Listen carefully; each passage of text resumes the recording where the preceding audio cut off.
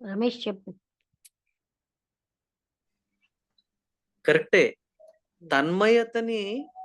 తన్మయత వచ్చింది, కొంతసేపు తన్మయత్వంలో ఉన్నాను, తర్వాత తన్మయత్వం పోయింది అంటే ఈ తన్మయత్వంతో ఉండటం, తన్మయత్వంతో లేకపోవడం అనే స్థితిని అబ్జర్వ్ చేస్తున్నది ఒకటి వేరే ఒకటి ఉంది. అది నేను. అదే సూక్ష్మంగా మహర్షి ఏం చెప్పారు అంటే అవస్థలు. నిద్రావస్థలో ఉన్నాను, మెలకువలో ఉన్నాను, స్వప్నావస్థలో ఉన్నాను అని అంటున్నాం కానీ ఈ అవస్థలన్నిటినీ అబ్జర్వ్ చేస్తున్న ఒక తత్వం ఉంది. సో ఆ తత్వాన్ని గుర్తు పెట్టుకోకుండా మనం ఏం చేస్తున్నామంటే ఈ స్వప్నావస్థని అందులోనే ఉండిపోతున్నాం. కానీ మూడు అవస్థల్ని అబ్జర్వ్ చేస్తున్న తత్వం ఒకటి ఉంది. ఆ తత్వమే నేను. ఆ తత్వానికి అసలు అన్నీ కూడా ఆ తత్వంలోనే జరుగుతున్నాయి. సో ఆ మళ్ళీ ఆ గుడ్డివాళ్ళందరూ ఏనుగును చూసినట్టు వాళ్ళందరూ ఒక్కొక్క పార్ట్ చూస్తున్నారు కానీ పూర్తిగా చూడటం లేదు, పూర్తి అవగాహన అవ్వటం లేదు. సో ఇక్కడ ఏంటి అంటే ఆత్మని ఒక స్థితిగా చూస్తున్నారు, లేకపోతే ఒక వస్తువుగా చూస్తున్నారు. ఆత్మ వస్తువు కాదు, స్థితి కాదు, అన్నిటినీ అబ్జర్వ్ చేస్తున్న తత్వం, లేకపోతే అది మాత్రమే ఉంది. అందునుంచే అక్కడ భక్తి లేదు, కర్మ లేదు. అందుకే జనకుడు కర్మిష్టి అంటే రమణ మహర్షి కర్మ ఎక్కడుంది, మీకు చూసే వాళ్ళకి కర్మ ఉంది కానీ ఆయనకి మాత్రం కర్మ లేదు. ఎందుకంటే ఆయన ఎప్పుడూ కూడా నేను ఆత్మస్థితిలోనే ఉన్నాను, నేను అనేటటువంటి తత్వం, లేకపోతే ఆ స్ఫురణ అనేటటువంటి తత్వంలో ఆయన నిమగ్నం అయిపోయి ఉన్నాడు. కాబట్టి ఆయనకి వేరుగా కనిపించటం లేదు ఏదీను. అంటే మళ్ళీ ఎగ్జాంపుల్, కెరటం ఎవరికి కనిపిస్తుంది అంటే సముద్రం వేరుగా ఉంది, కెరటం వేరుగా ఉంది అని చూసేవాడికే కెరటం కనిపిస్తుంది. కానీ సముద్రానికి ఇదంతా నేనే అనుకున్నప్పుడు కెరటం వేరుగా కనిపించదు, అది కూడా నేనే అనుకుంటుంది సముద్రం. అందు నుంచి చాలా లోతైన విషయాలు చాలా సూక్ష్మంగా మహర్షి గారు పాయింట్అవుట్ చేశారు. ఇంకా మరొక క్వశ్చన్ ఏదో ఉంది, అదే నేను మర్చిపోయాను. అరవిందులు అంటే శీర్షం నుంచి హృదయం వరకు జ్యోతిని అరవింద్ మహర్షి శీర్షస్థమైన జ్యోతిని క్రిందికి హృదయంలోకి రావించవలనని అరవిందులు అన్నారు అనేది పృచ్ఛకుడు అడిగాడు. అవును, గుర్తొచ్చింది. ఇక్కడ రమణ మహర్షి గారు ఎంత క్లియర్ గా సటిల్ గా ఈ ద్వైత భావాన్ని కొట్టేశారో చాలా క్లియర్ గా ఇక్కడ కనిపిస్తుంది. అంటే ఎప్పుడు ఉన్నది బీయింగ్ మాత్రమే, బికమింగ్ లేదు. అంటే మనం ఏదో అవ్వాలని తాపత్రయపడుతున్నాం, అందునుంచి ఏదో సాధన ఉంది అని చెప్పి ఎన్నెన్నో సాధనలు చేస్తున్నాం. కానీ రమణ మహర్షి గారు చాలా క్లియర్ గా ఖండించారు ఆ మాటని. అంటే ఆయన ఏమన్నారు, ఎక్కడి నుంచో తెచ్చుకుని హృదయ స్థానంలోకి పెట్టుకోవాలి ఆ జ్యోతిని, అప్పుడు తెలుస్తుంది అని. రమణ మహర్షి గారు ఏం చెప్పారు అంటే క్లియర్ గా అటువంటిది ఏది లేదు. ఎందుకంటే సర్వాంతర్యామి అయినటువంటి ఆత్మ ఎక్కడి నుంచో తెచ్చుకోవడం ఏమిటి, అంతటా అది ఉంది. అది ఒక చోట లేకపోతే అప్పుడు తెచ్చుకునే పరిస్థితి ఉంది. కానీ అంతా ఉన్నది ఏది అంటే ఆత్మే. సో ఆత్మని ఒక దగ్గర నుంచి ఒక దగ్గరికి తెచ్చుకోవడం ఏమిటి అని చెప్పి చాలా ఖండించారు ఆ మాటని. అంటే ఎప్పుడూ కూడా మనం సాధన అంటే ఉన్నది గుర్తించడానికే ప్రయత్నం, అంతేగాని ఏదో చేస్తే ఇది అవుతామన్నది తప్పు అని మళ్ళీ క్లియర్ గా ఆయన చాలా క్లియర్ గా చెప్పారు. మనం ఏది ఆత్మ లేదా అని అడిగారు. అదే మనం ఏదో అవ్వాలని తాపత్రయపడుతున్నాం. ఇప్పుడు కూడా మనం అందరూ కూడా ఈ శ్రవణం, మననం, నిధిధ్యాసన ఇవన్నీ ఎందుకు చేస్తున్నాము అంటే ఏదో పొందాలి అనే ఉద్దేశంతో మనం అందరూ కూడా ఇది చేస్తున్నాం. కానీ చెయ్యక్కర్లేదు. ఎందుకు అంటే అది మనం అయ్యున్నాము అనే గ్రహణ శక్తి గాని వచ్చి ఉంటే ఇవన్నీ అవసరం లేదు. అంటే ఇవన్నీ చేస్తున్నాము అంటే ఏదో పొందాలి, ఏదో వినాలి, వినడం ద్వారా ఏదో ఆచరించాలి, ఆచరణ ద్వారా నేనేదో అవ్వాలి అనే ఉద్దేశం మనందరికీ ఉంది. రమణ మహర్షి గారు చాలా క్లియర్‌గా ఈ దీంతో చాలా తీవ్రంగా ఖండించారతను. ఏంటంటే, "నువ్వు అవ్వవలసిందేదీ లేదు. ఆల్రెడీ అయ్యే ఉన్నావు. నువ్వు ఆల్రెడీ బీయింగ్, నో బికమింగ్."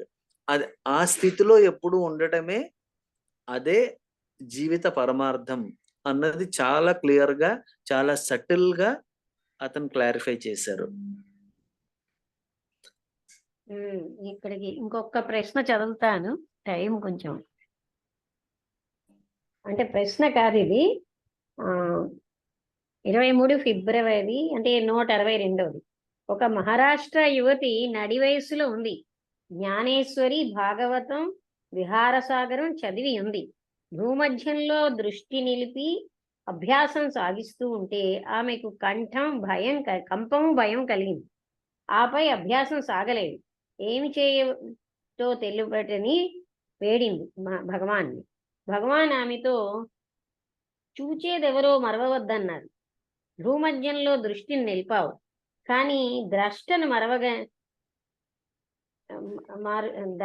మరుగుననే ఉంచావు. ఆ ద్రష్టని సదా జ్ఞప్తి పెట్టుకుంటే అంతా నయమవుతుంది అన్నాడు. ఎక్సలెంట్ ఇది. ఎక్సలెంట్. అంటే ఎప్పుడూ కూడా మనం కనిపించే దాన్నే చూస్తాం గానీ, ఏది కనిపింప చేస్తోందో దాని వైపు మనం చూడటం లేదు. అంటే ఎప్పుడైనా సరే ఇప్పుడు టీవీ చూస్తున్నాను అంటే టీవీ మీద కనిపించే వస్తువు మీదే మనందరి తాలూకా దృష్టి ఉంది గానీ, అది కనిపింప చేసేటటువంటి తత్వం వేరేగా ఉంది. ఆ తత్వాన్ని గాని చూస్తూ ఉంటే నీకిదేది ఎఫెక్ట్ అవ్వదు అని చాలా క్లియర్‌గా చెప్పారు.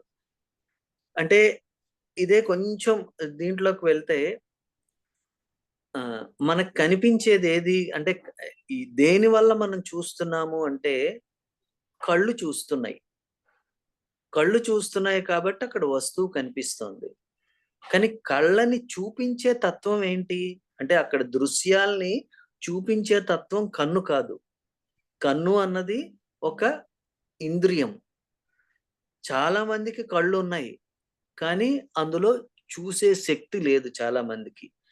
సో, ఆ చూసే శక్తి అన్నది కన్నుకు సంబంధించింది కాదు. కన్ను అన్నది ఒక ఆబ్జెక్ట్ మాత్రమే. సో, ఇప్పుడు మాటాడుతోంది అంటే నోరు మాటాడటం లేదు. నోరుని ఒక ఇన్‌స్ట్రుమెంట్‌గా ఉపయోగించి లోపల ఏదో శక్తి మాటాడుతోంది. ఆ శక్తి మీద దృష్టి పెట్టమంటున్నారు. చూపించే శక్తి మీద దృష్టి పెట్టమంటున్నారు. సో, ఎప్పుడూ కూడా మనం ఏది చూసినా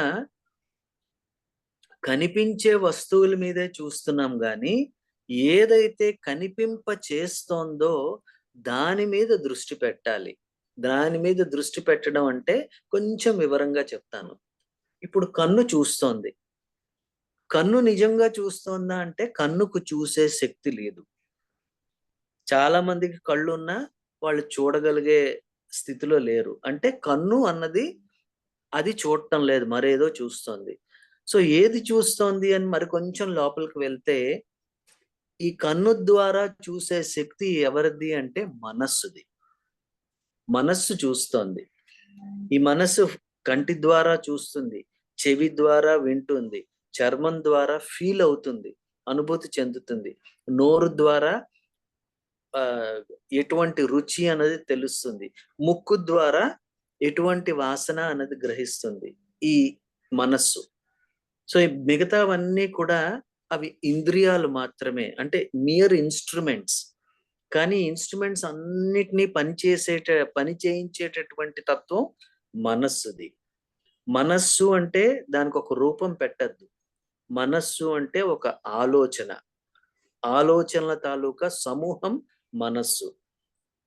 మళ్ళీ ఇంకొంచెం లోపలికి వెళ్తే ఒక ఒక ఆలోచన మరొక ఆలోచనని గుర్తించలేదు. మీరు జాగ్రత్తగా గమనించండి.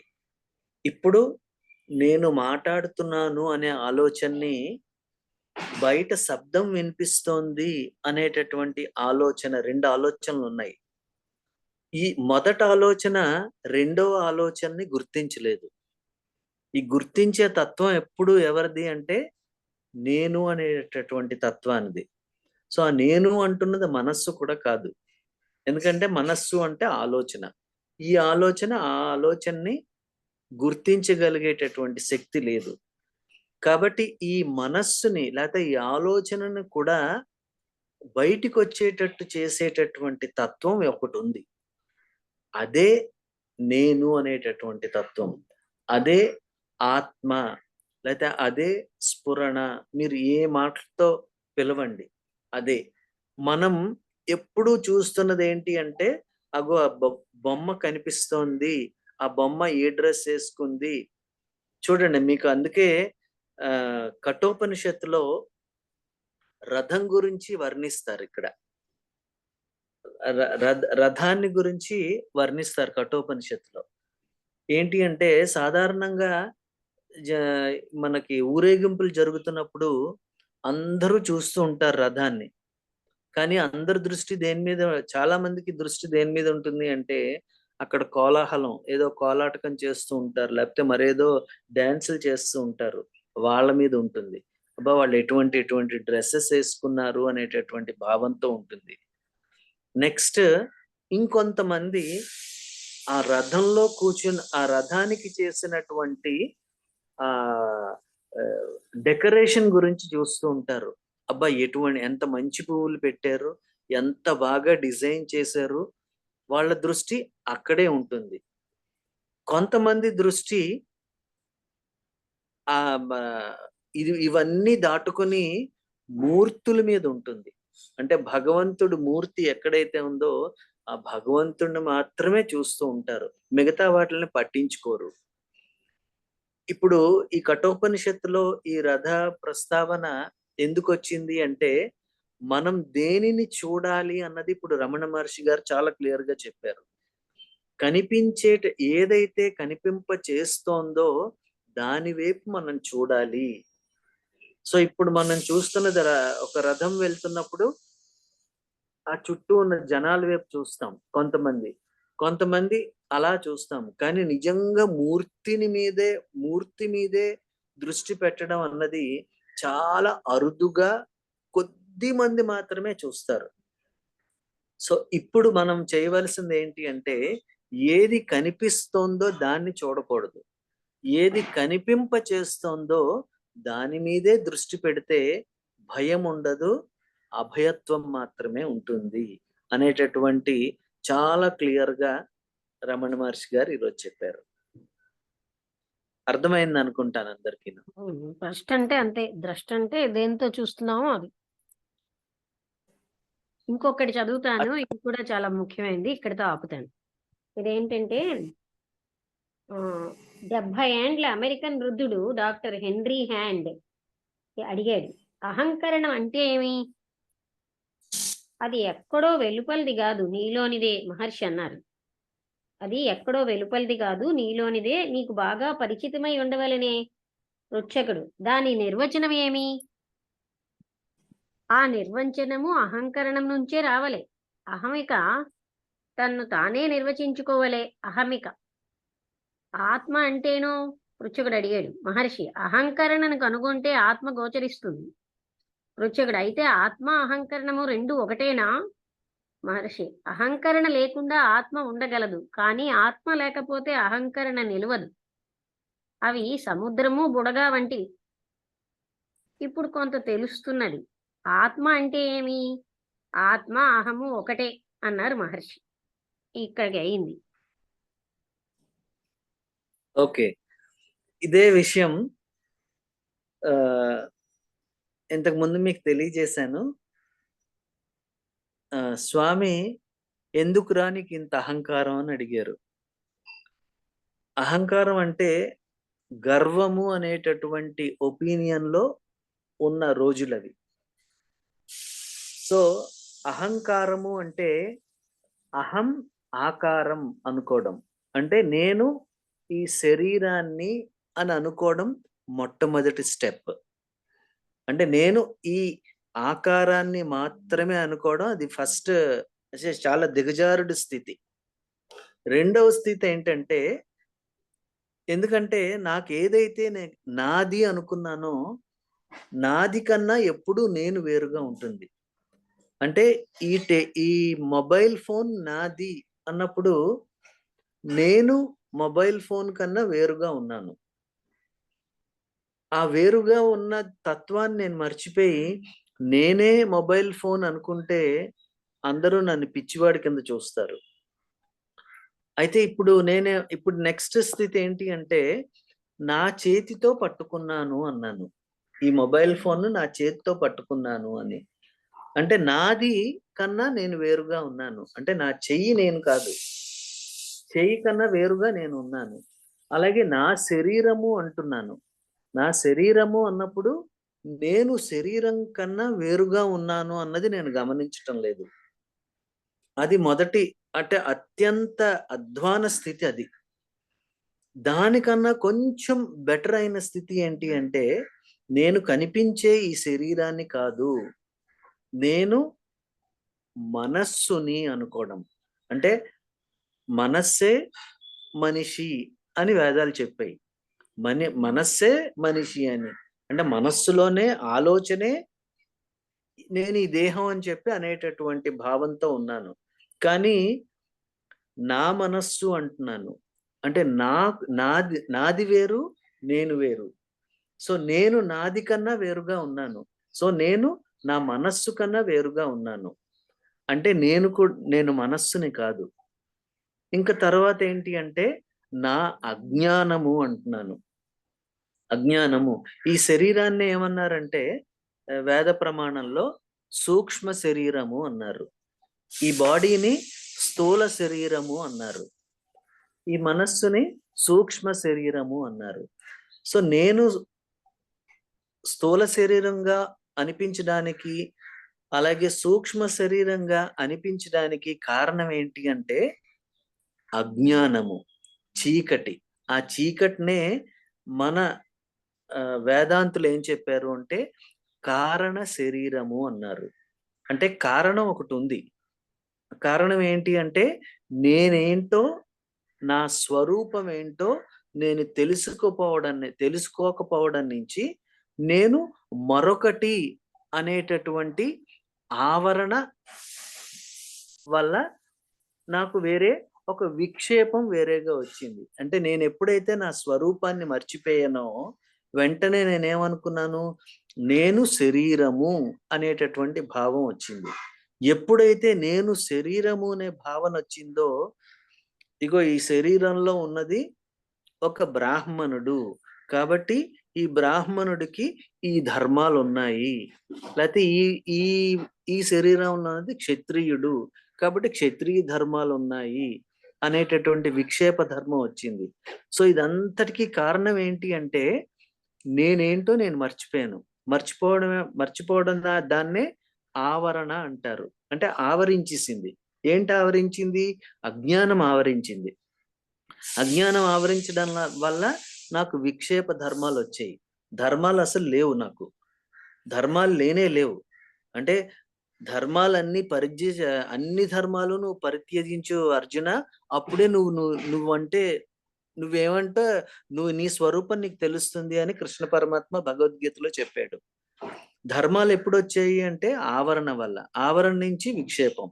సో, అందునించి ఈ మూడిటిని నేను అనుకోవడం వల్లే దాన్నే అహంకారము అన్నారు. సో, ఎప్పుడైతే అహం అన్నదే యాక్చువల్ కరెక్ట్. ఆత్మ అంటే అహం. అదెప్పుడు నేను అని మాత్రమే అంటుంది. కానీ అది మర్చిపోయి, ఆ సోర్స్‌ని నేను మర్చిపోయి, నేను ఆకారము. ఇగో నేను 70 కేజీలున్నాను. 6 అడుగులు పొడవున్నాను. తెల్లగా ఉన్నాను. ఇవన్నీ కూడా శరీరానికి సంబంధించిన ధర్మాలు. అందునించి ఎక్కడ ప్రాబ్లమ్ అవుతోంది అంటే, నేను అనేటటువంటి తత్వాన్ని నువ్వు ఎంత క్లోజ్‌గా అబ్జర్వ్ చేస్తే, ఆ నేను అనే తత్వమే నీ స్వరూపాన్ని తెలియజేస్తుంది అని చాలా క్లియర్‌గా ఇక్కడ కూడా రమణ మహర్షి గారు చెప్పారు. సో, మనకి పని లేదు. దయచేసి గమనించండి. మనం ఎటువంటి పనులు చెయ్యము. ఎటువంటి బాధలు మనకి లేవు. ఎటువంటి కష్టాలు, నష్టాలు, సంతోషం, ఆనందం ఇదేమీ మనకు లేదు. మనం ఉన్నదేంటి అంటే అవన్నీ చూస్తూ ఉండటమే. మనం చెయ్యడం అన్నది ఏదీ లేదు. ఎందుకంటే నేను అనే తత్వానికి రూపం లేదు. రూపం లేనిది పూర్తిగా వ్యాపిస్తుంది. ఇప్పుడు చూడండి. ఇప్పుడు ఈ సోఫా మీద కూర్చున్నాను. సోఫాకి రూపం ఉంది కాబట్టి అది ఇక్కడి నుంచి ఇక్కడ దాకానే ఉంది.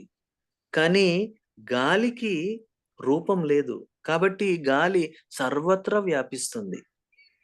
అందుకే ఆకాశానికి పూర్తి వ్యాపకం ఉంది. అయినా సరే ఆకాశాన్ని ఆత్మ అని ఎందుకు అనము అంటే, అది వ్యాపించినట్టు దానికి తెలీదు ఆకాశానికి. అందుకే చిదాకాశము ఆత్మ అంటారు. అంటే ఏంటి? చిత్ ప్లస్ ఆకాశము. చిత్ అంటే చైతన్యం. ఉన్నాను అనేటటువంటి భావం ఎప్పుడూ అందరిలో ఉంటుంది. కానీ ఆ ఉన్నాను అనే భావం దేంతో జోడీ చేయబడుంది? శరీరంగా ఉన్నాను అనేటటువంటి భావంతో ఉంది. అది అహంకారం. అహం ఆకారం. సో, ఈ ఆకారాన్ని పక్కకు తీసేస్తే ఉన్నదేంటి అంటే అహం. అంటే మొట్టమొదటి స్థాయి నేను వేరుగా ఉన్నాను అనేటటువంటి సాధన చేయడం మనం. తర్వాత నేను ఎప్పుడైతే నాకు ఒక శరీరం లేదో అప్పుడు అనంతంగా నేను వ్యాపించాను. అనంతంగా వ్యాపించినప్పుడు మొత్తం అంతా ఇది ఎక్కడ కనిపించాలి? నాలో కనిపించాలి. నాలో కనిపించాలి. నాలో ఎలా కనిపిస్తోంది అంటే, నేను నేనుగానే కనిపిస్తున్నాను అంటే కొంచెం ఇవి పెద్ద పెద్ద మాటలు మాట్లాడుతున్నాను. అందు నుంచి చాలా స్పష్టంగా వినండి. క్లియర్‌గా అండర్‌స్టాండ్ చేసుకోండి. నేను నేనుగానే ఉన్నాను. నేను నాలోనే ఉన్నాను. నాకన్నా వేరుగా మరొకటి లేదు అనేటటువంటి భావం ఉన్నప్పుడు ఈ బ్యాక్‌గ్రౌండ్‌తో మీరు జనక మహారాజు గారిని చూడండి. ఉన్నదంతా ఒక్కటే అయినప్పుడు ప్రపంచం ఇంక లేదు. ఉన్నది నేనే. నేనే నన్ను నేను చూసుకోవడానికి ట్రై చేస్తే నాకు ప్రపంచం కనిపిస్తుంది. సముద్రంగా నేనున్నప్పుడు సముద్రం సముద్రాన్ని చూసుకోలేదు. సముద్రాన్ని చూడాలి అనే భావం సముద్రానికి కలిగితే అదెలా కనిపిస్తుంది అంటే అలల రూపంలో కనిపిస్తుంది. లేపోతే ఇందాక మహర్షి గారు చెప్తున్నట్టు ఆ బుడగల రూపంలో కనిపిస్తాయి. సో, నేను నాకు కనిపించను. నన్ను నేను చూసుకోవాలి అనుకుంటే ప్రపంచం కనిపిస్తుంది. ఎందుకంటే అది నేను ఒకటే. సో, ఈ భావంతో ఉండడమే మన సాధన. ఎందుకంటే సాధించే ఉన్నాము, మర్చిపోయామది. సో, దాన్ని గుర్తు చేసుకుంటూ ఉండడమే ఇప్పుడు ఈ శ్రవణ, మనన, నిధిధ్యాసనల ద్వారా మనం పొందవలసింది సాక్షాత్కారం. సో, ముందు మనం ఇప్పుడు శ్రవణ దిశలో ఉన్నాము. కదా! మనన దశకి వెళ్ళాలి. ఆత్మ, మనన అహంకరణ 2 ఒకటేనా? అహంకరణ లేకుండా ఆత్మ ఉండగలదు. కానీ ఆత్మ లేకపోతే అహంకరణ నిలవదు అని కరెక్ట్. హ్మ్. అది చెప్పారు. ఇప్పుడేంటంటే నేను అనే భావం మాత్రమే ఉంటుంది. సో, నేను అనే భావానికి ఒక ఒక వ్యక్తిత్వం అవసరం లేదు. ఉన్నదంతా అదే. ఇప్పుడు చూడండి ఆకాశం. నువ్వున్నావా అంటే చూస్తే ఉంటుంది. కానీ దాన్ని చూడకపోతే అది ఉన్నాదా? లేదా? అన్నది మనకి తెలీదు. సో, అందునుంచి ఎప్పుడూ ఉండేదేది అంటే ఆత్మే. కానీ ఆత్మ ఉందా? లేదా? అని చెప్పి గమనించే తత్వం ఉన్ ఉన్ ఒకటి ఉంది అంటే దానికి ఒక స్వరూపం ఉండాలి. ఇప్పుడు చూడండి మీకు ఇంతకు ముందు నేను చెప్పాను. ఈ మా కిటికీలోంచి ఎండ పడుతూ ఉంటుంది. ఎండ పడుతున్నప్పుడు ఆ ఎండ ఎక్కడ తెలుస్తుంది అంటే అది ఎదురుగుండా గోడ మీద పడినప్పుడే ప్రకాశవంతంగా గోడ కనిపిస్తూ ఉంటుంది. కానీ దీనికి అంటే ఆ కిటికీకి, ఆ గోడకి మధ్యలో ఉన్నదంతా ఎండే. కానీ అది కనిపించదు నాకు. ఎందుకంటే ఎప్పుడూ అక్కడే ఉందది. ఎప్పుడూ ఉంది. కానీ ఎప్పుడు కనిపిస్తోంది అంటే, నేనొక చెయ్యి గాని దాని కిరణాలకు అడ్డంగా పెడితే అప్పుడు నాకు కనిపిస్తుంది. సో, ఎప్పుడూ ఉండేది ఆత్మ అనేటటువంటిది తత్వమే. కానీ ఆకారం ఏదో ఒక ఆకారం బయట పెడితే సో, అందునుంచి ఎప్పుడూ అదే ఉంటుంది. అది దేని మీద ఆధారపడదు. అన్నీ దాని మీదే ఆధారపడతాయి. ఇప్పుడు ఆ ఎండ ఉందా లేదా అన్నది నేనొక చెయ్యి పెడితే అప్పుడు నా చెయ్యి ప్రకాశవంతంగా ఉంటుంది. కానీ అప్పటిదాకా ప్రకాశవంతం అక్కడ లేదా అంటే ఉంది. ప్రకాశవంతంగా ఉంది. కానీ ఎప్పుడైతే నేనొక చెయ్యిని, ఒక ఆకారాన్ని పెట్టానో అప్పుడు నాకు తెలిసింది. అందునుంచి ఆత్మకు ఆధారం ఆత్మే. మిగతా వాటికి ఆధారం ఆత్మే. కానీ మిగతా మ ఆత్మ లేకుండా మిగతావి ఏవి ఉండవు. ఎందుకంటే ఉన్నది ఆత్మ మాత్రమే. అదే ఎన్నో రకాలుగా కనిపిస్తోంది. ఇంకోటి ఆత్మ వదినా. అంటే ఏమి? ఆత్మ, అహము ఒకటే అన్నారు చివరికి. కరెక్టే. ఆత్మ అన్నదేంటి అంటే నేను, నేను అనేటటువంటి భావం. ఇప్పుడు ఎవరడిగినా నువ్వున్నావా అంటే ఉన్నాను అంటారు. ఉన్నాను అంటారు. ఉన్నాను అన్న ఆ భావమే ఆత్మ. అయితే నేను నేను శరీరంగా ఉన్నాను అని అనుకోవడమే మన దౌర్బల్యం.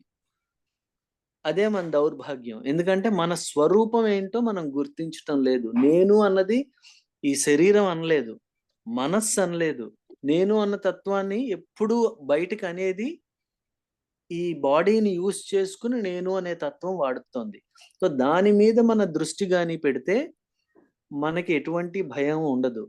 ఇందాక సాధన చేస్తున్న లేడీ ఎందుకు భయపడిపోయింది అంటే, ఏదైతే చేస్తోందో దాని వైపు ఆవిడ చూడటం లేదు. ఏదైతే కనిపిస్తోందో దాని వైపే చూసింది. అలాగే మనకి భగవద్గీతలో విశ్వరూపం చూసేసరికి అర్జునుడు భయపడిపోయాడు. ఎందుకు భయపడిపోయాడు? ఇక్కడ 2 అర్థాలున్నాయి. విశ్వమే రూపంగా కలిగింది పరమాత్మ. సో, అర్జునుడు దేనిది చూసాడు అంటే, ఏది కనిపిస్తోందో అది చూసాడు. అందుకే అతనికి భయం కలిగింది. కానీ ఏదైతే చూస్తోందో దాన్ని వైపు ఈ అర్జునుడు చూసుండుంటే, నాకు భయమేస్తోంది కృష్ణ అని చెప్పి ఆయన అనలేడు. సటిల్‌గా ఇది మనం జాగ్రత్తగా గమనిస్తే ఇవన్నీ మనకు తెలుస్తాయి.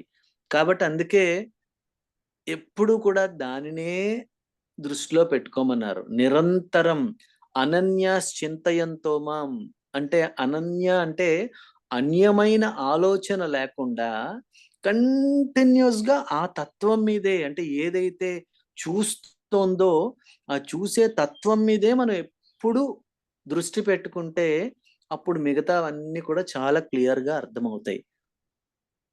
వదినా. ఓకే. బావుంది. ఇంకెవరికైనా ఏమైనా డౌట్స్ ఉన్నాయా?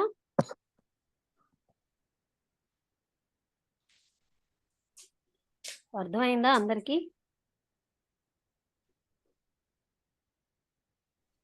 అర్థమైంది మేడం. అదే అంటే ఆకారం తీసుకున్న అహం, అహం ఏదైతే ఉందో దానికి ఆధారం ఆత్మ.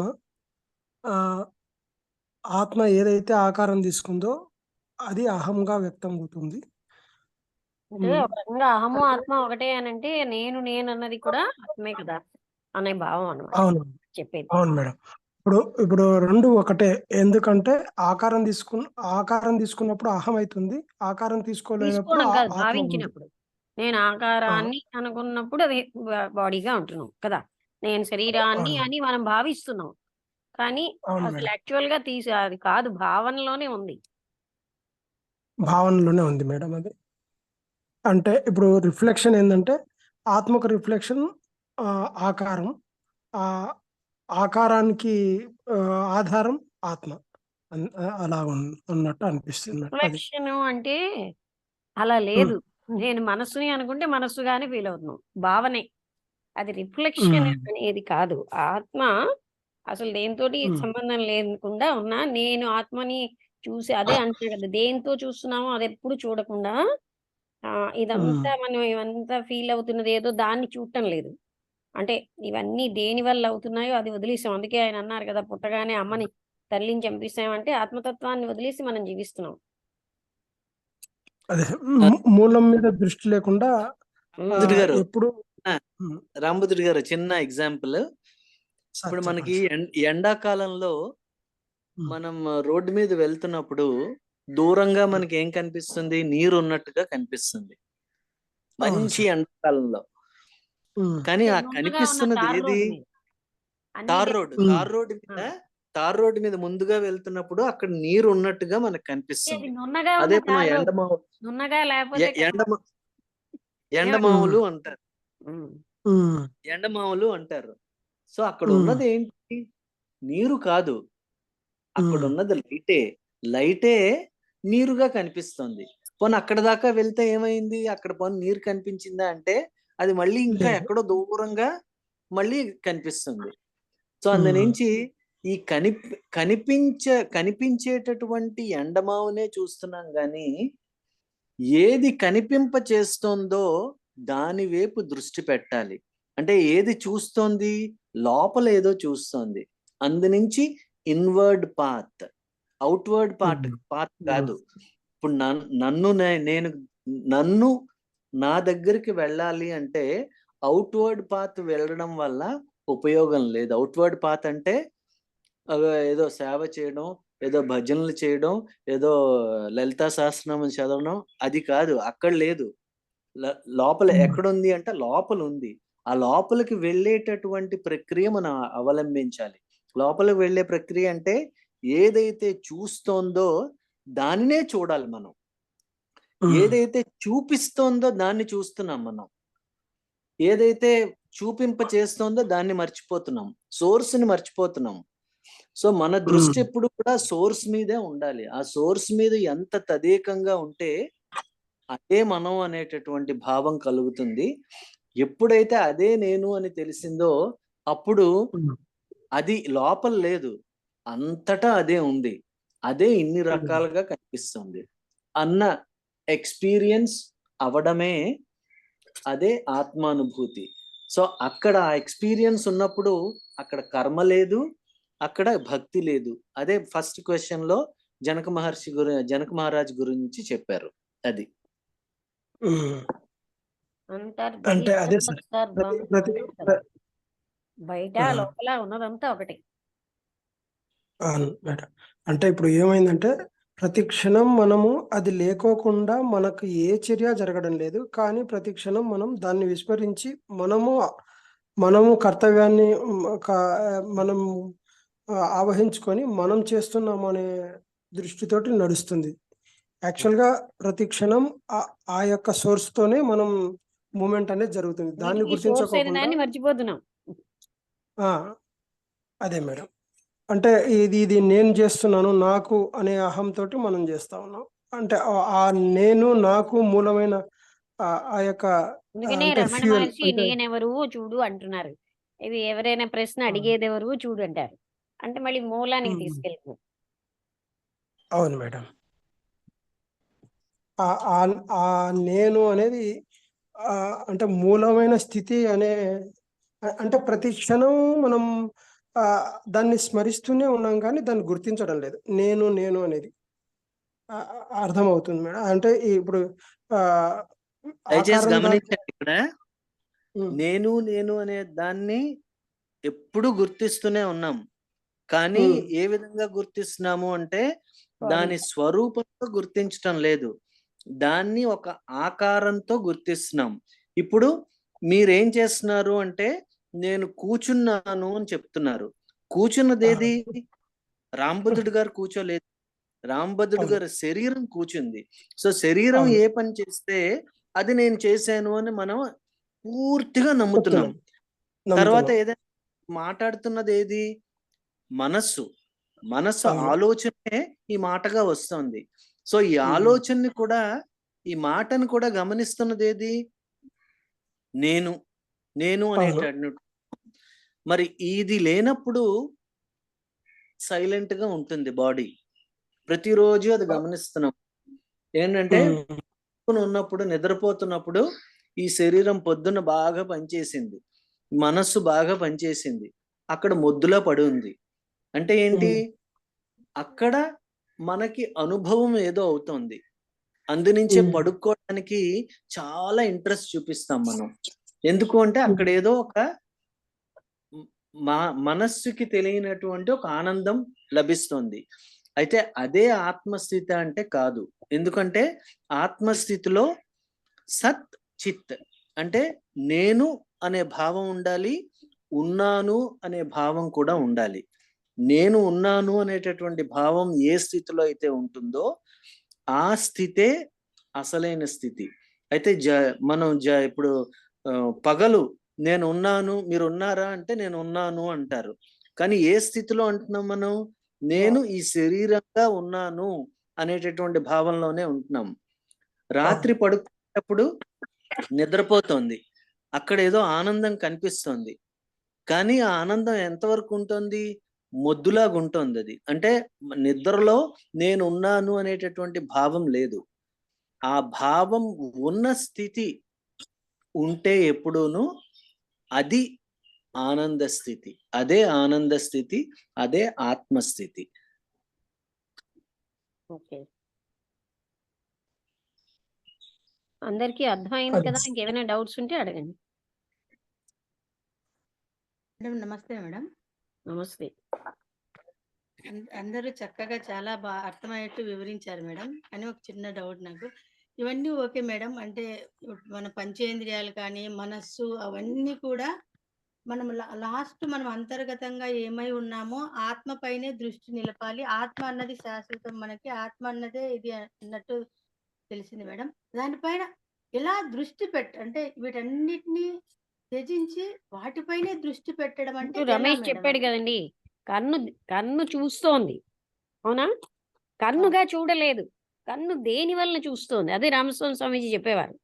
అంటే కన్ను చూడలేదు, ఉట్టి కన్నుగా అయితే అది చూడలేదు. రాత్రి కూడా కన్ను ఉంది, నిద్రలో చూడలేదు. అవును. ఆ ఇప్పుడు కన్ను వాళ్ళకి కూడా కన్ను వింటున్నారా? అది కొంచెం సూక్ష్మంగా తీసుకోండి. ఎందుకంటే ఆ మేడం. సూక్ష్మంగా తీసుకుంటే గాని మీకు అర్థం కాదు.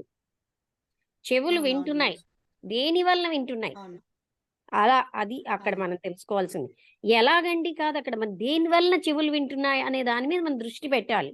అంటే మనం ఏమనుకుంటున్నాం, నేను శరీరాన్ని అనే భావనలో జీవిస్తున్నాం. నేను అవునవును. నేను శరీరాన్ని అయినా నా కన్ను దేనితో దేని వలన చూస్తోంది? అంటే దేని వలన ఆ కన్ను చూడడానికి అసలైంది అది లేకపోతే చూడలేదు.